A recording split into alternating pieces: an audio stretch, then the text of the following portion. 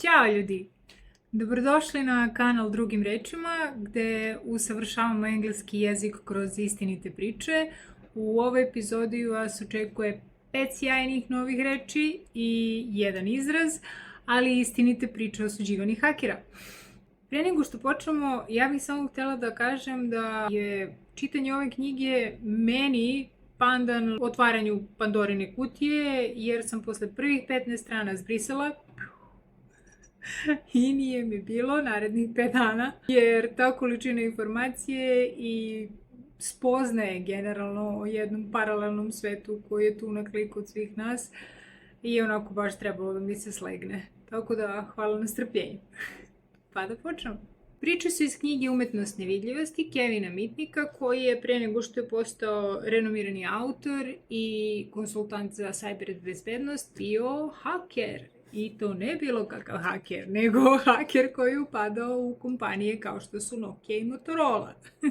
Ja ne znam za vas, ali meni je generalno taj pristup bezbednjaka beskrajno zabavan. To kad oni kažu, što si radio? Radio si, puj pike ne važi, ali sad radiš za nas. Da li milom ili silom, to ti odaberi, jer kad je bio cicija.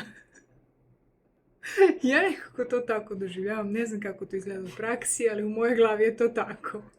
Knjiga počinje intervjuom Edwarda Snowdena, koji je radio za najveću američku saveznu obaveštajnu agenciju, NSA, odakle je izneo u javnost na hiljade poverljivih dokumenata o postojanju programa za nadgledanje na globalnom nivou. I na pitanje zašto, odgovorio je da smatra da ljudi širom sveta treba da znaju da NSA kuplja podatke o svima njima.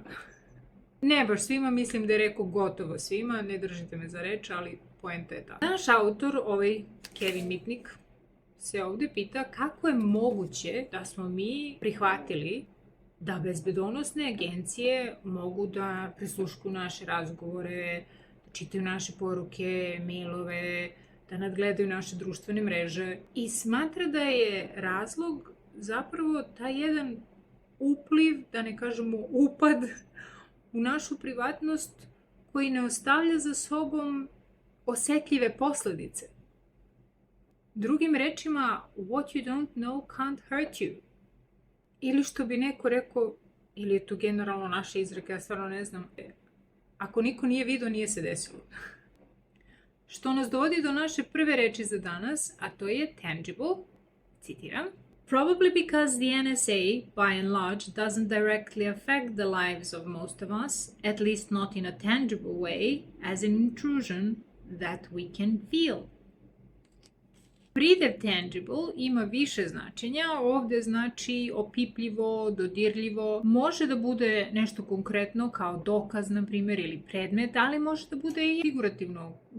Pa bi onda recimo mogli da kažemo da hoćemo vidljive rezultate, a ne prazna obećanja i da upotrebimo ovaj pridev da kažemo that we need tangible results and not empty promises. E sad, pazite samo na razliku između tangible i visible, jer ono što je visible je čulno opažljivo, znači mi to možemo da vidimo. The moon is visible tonight. Znači, the disappointment on her face is visible. Razočarenje na njenom licu, vidi se na njenom licu, ili znači možemo da vidimo mesec, vidljiv je. Tako da vi sad tu možete da razmislite recimo, da li bi senka bila visible ili tangible? Shadow. Shadow on the wall. Ili recimo crack on the wall. Pukotina na zidu. Visible ili tangible? Šta bi mogli još?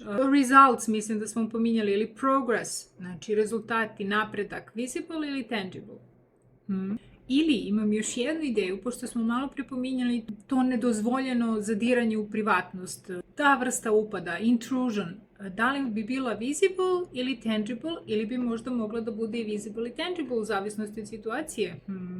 Kao što smo već rekli, naš autor smatra da mi decenijama unazad živimo sa iluzijom privatnosti i da je opasnost života u državi pod digitalnim nadzorom zapravo u korišćenju podataka prikupljenih na ovaj način.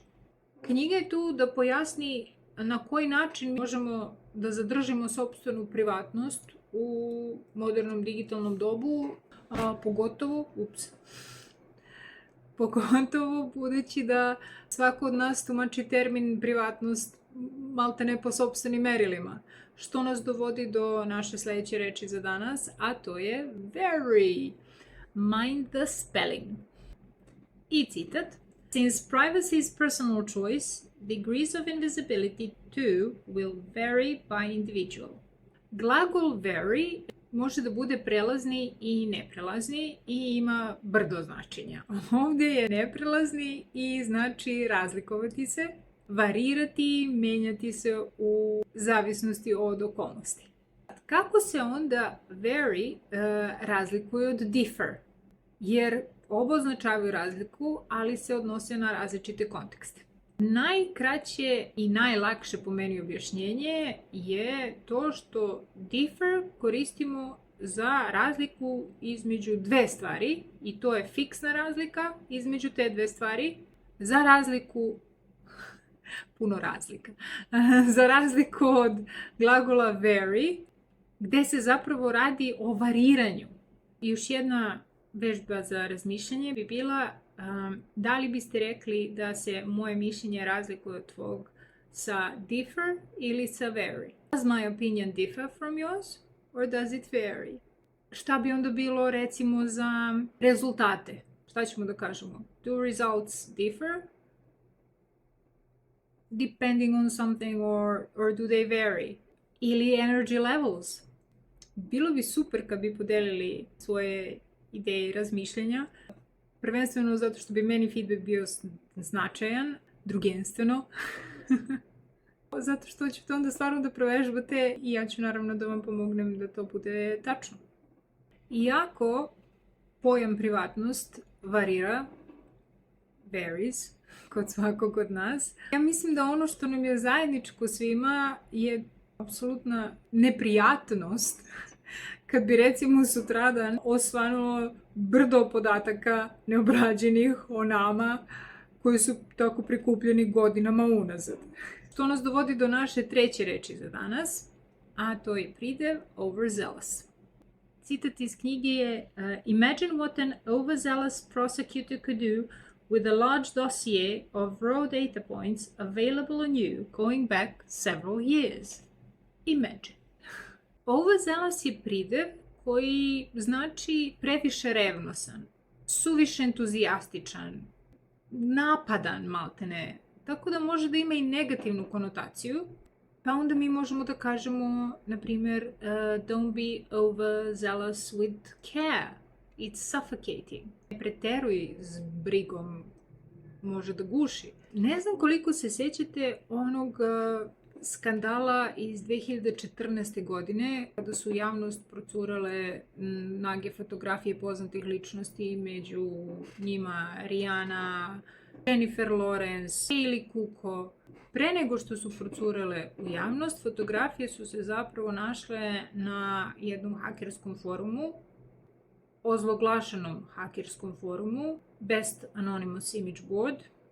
Ja imam ovaj izraz lica zato što na tom forumu ljudi, ako uopšte mogu tako da se nazovu, razmenjuju osvetničku pornografiju i dečju pornografiju. Kako je do toga došlo? Tako što se na ovom forumu diskutovalo o programu Elcomsoft Phone Password Breaker, koji se i dan danas javno prodaje i dostupan je online, a omogućava pristup iCloudu. I sad, ovaj alat zahteva korisničko ime i lozinku da bi se pristupilo cloudu, što kaže autor ljudima sa foruma, baš i nije nešto posebno teško da dođu do takvih informacija. Sticam okolnosti u to vreme je na GitHubu neko postavio alat pod nazivom iBrute za hakovanje lozinki, specijalno napravljen za korisnike iClouda. I budući da su sve ove navedene poznate ličnosti koristile iPhone 2 i 2, tako je došlo do toga. Ostavit ću vam link u opisu videa za sve ovo što se pominje u knjizi, što bi vam možda bilo interesantno da pročačkate i sami, uključujući i neke tekstove o ovim dešavanjima. Jedan je o čoveku koji je radio na ovom slučaju, zapravo nije o njemu nego iz njegovog ugla pisan, a drugi je o osobi koju su na kraju osudili na 18 meseci zatvora, a koja je ovako jedan nadasve porodičan čovek sa ženom i decom i burmom i komšilukom koji je u blagom čudu otkud sad on u toj priči i tako vrlo interesantno. Što nas dovodi do naše četvrte reči za danas, a to je salacious. Citat iz knjige je "Maybe not all our personal photos are salacious, but they're still records of private moments." Ovaj pridev salacious po enciklopedijskom rečniku znači pohotljiv, pohotan, sladostrasan. Ja nekako mislim da smo malo dalje od korišćenja izraza sladostrasan i da budući da salacious opisuje nešto što u isto vreme izaziva nelagodu, ali znatiželju, da bi mogli da kažemo da opisuje nešto što je možda lascivno ili neki sočan sadržaj, da se tako žargonski izrazim. Možemo da kažemo da roman ima neki salacious tone koji se nama sviđa ili ne.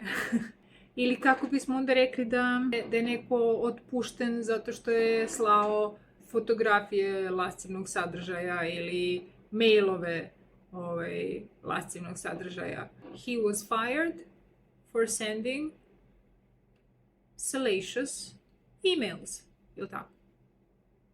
Prvi korak za zaštitu bilo kakvu je, pretpostavili ste, jaka lozinka i autor ovde kaže nemojte da ste lenji, drugim rečima nemojte da ste izvršni direktor Sonija kome su hakovali mail jer mu je lozinka bila ni manje ni više nego Sony L13, mislim da je tako, ne LM, Sony M13, tada!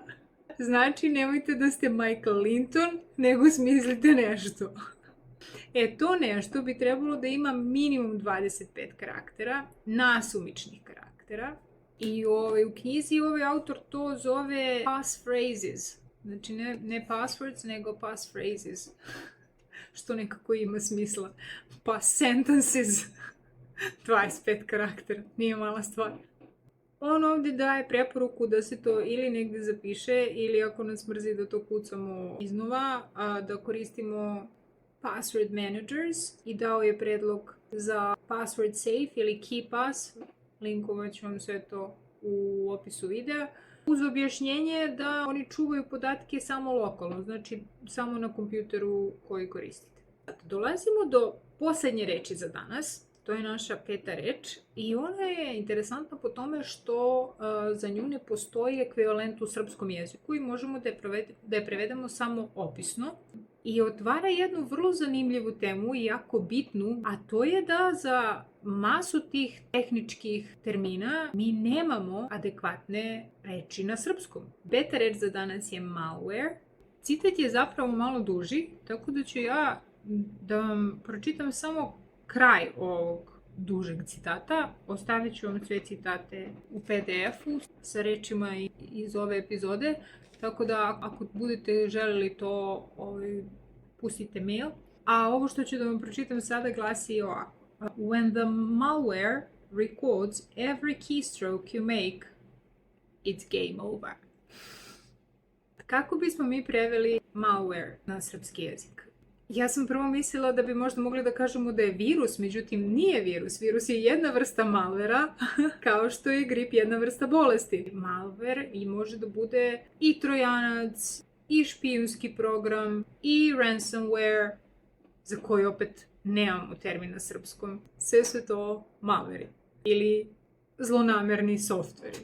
I tu bi sad zaista pitanje za razmišljanje bilo kako će ta ogromna količina pozemljenica da utiče na naš jezik, kako će to da izgleda. Još jedna korisna stvar iz ove knjige je adresa na kojoj možete da proverite da li vam je e-mail bio kompromitovan na bilo koji način i koliko puta. U slučaju da jeste, promjena lozinke i dvostruka verifikacija. Savjet je da ako nešto treba štititi lozinkom, da je to na prvom mjestu telefon, a na drugom mjestu računar, pre svega poslovni, a onda i ove privatni kućni računari. I onda on tu minje dva programa koji dešifruju lozinke, John the Ripper i moćni, ja mislim, Oracle, nemam pojma, znači Hashcat. Opet kažem, ostavit ću vam sve te zanimljivosti u opisu videa, ako se neko namerači, bar da mu otežamo. Preporuka autora je da se ima poseban tablet, recimo za bankovske transakcije, i da na ovom tabletu nemate više od 2, najviše 3 aplikacije koje su zapravo samo neophodne da bi ove transakcije mogle da se obavljaju nesmetano. Lozinka od 25 nasumičnih karaktera i dvostruka verifikacija. I sve ovo, dragi moji, nas dovodi do posljednjeg izraza za danas, a to je red herrings.